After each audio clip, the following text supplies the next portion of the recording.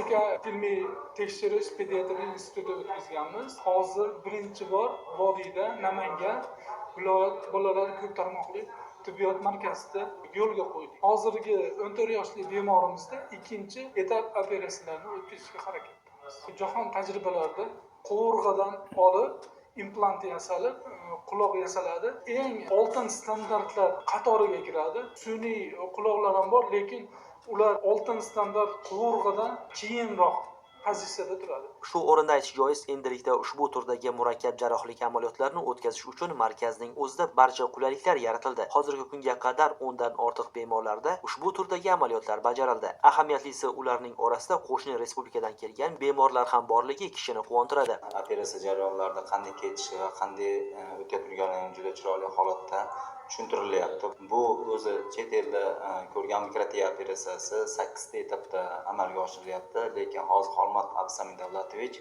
bu operatsiyani bizga 3 ta etapda tugatishni aytyapti. Bu juda ham katta natija. Albatta bu operatsiya bizga nazariy va amaliy bilimlarimizni oshirishga yordam beryapti. Kelgusida bu operatsiyalarni yo'lga qo'yish maqsad qilganmiz. Muxtasar qilib aytganda, mamlakatimizda tibbiyotning barcha yo'nalishlari, jumladan quloq va burun tug'ma nuqsonlarini davolash sohasi ham jadal rivojlanmoqda. Albatta, bu jarayonda zamonaviy tibbiy jihozlar, malakali kadrlar va davlatimiz ko'magining o'rni katta bo'lyapti. Kelgusida aholi salomatligini mustahkamlash, uzog'ini yaqin, og'irini yengil qilish maqsadlarini ko'zlagan bunday noyob jarrohlik amaliyotlar markazda amalga oshiriladi.